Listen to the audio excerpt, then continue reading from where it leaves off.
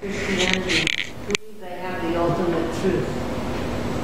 How does that work? Is that a part of any of these religions in India? Okay, Christianity, when it first began, there's Christ and his teachings and his disciples.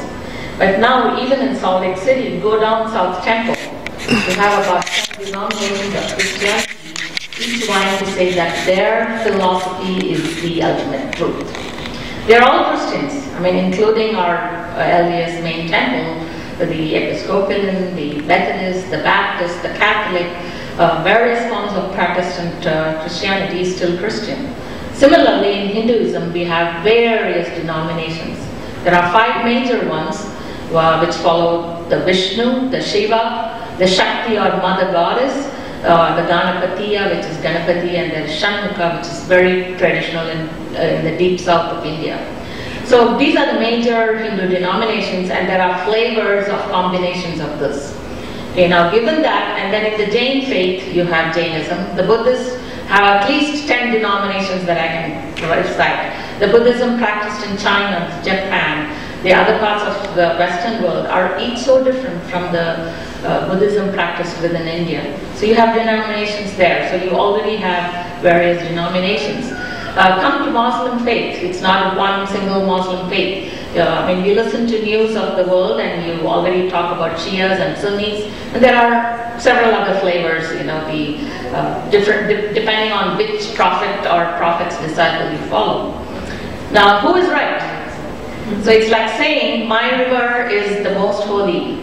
But if you go to a Hindu temple in South Jordan here, our priest recites this prayer. So and so God is being worshipped today on the banks of the holy Jordan Ganga Nadi Tire. So the Jordan River here has become our Ganga.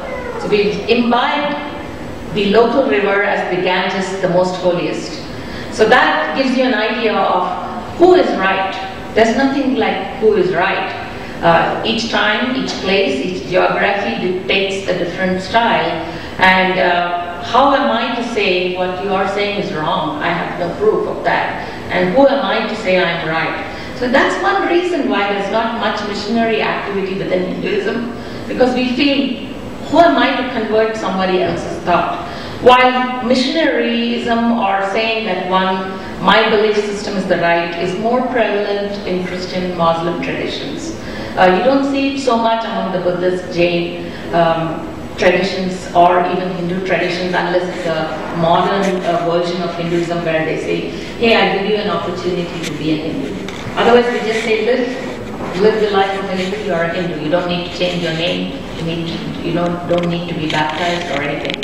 If you noticed in the movie, there's one scene where they are worshipping at the church, and if you notice, there are 2 Hindu women saying the prayer, even doing this, and you would notice that the black beads around her neck is the marriage beads of that lady, and she's got the red dot and the red dot on her hair parting, which clearly indicates she's probably Hindu. But we have no problem going and worshipping at church.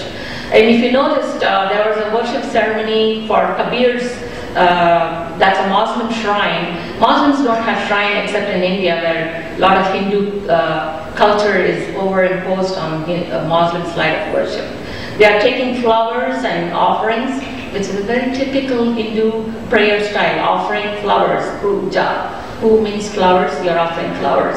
And that is being done at that dargah, or the Muslim saint's burial place. So where does religion not mingle, or you put your cultural background to overlay a Hindu faith? Does that answer your question in a little way? Yeah. I'm sorry, I'm not well versed enough to give a more deep or philosophical answer. Thank you.